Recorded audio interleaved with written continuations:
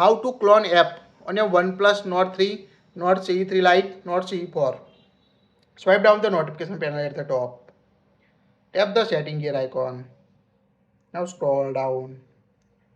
Tap on apps. Here you can see app cloner. Create app clone and run them at the same time. Using app cloner, you can access two applications of the same Facebook, Instagram, or any WhatsApp account.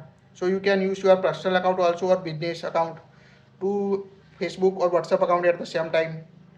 Make sure app is supported app cloner. Now tap application you want to create app cloner. To clone the create app clone. Now creating the app clone on your OnePlus Nord series. Now you can rename app clone here.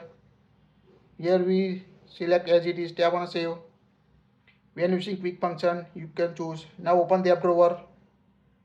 Now you can see your Facebook app or a cloner app, Facebook cloner. So you can access to Facebook account or any other two social media application at the same time using your app cloner feature.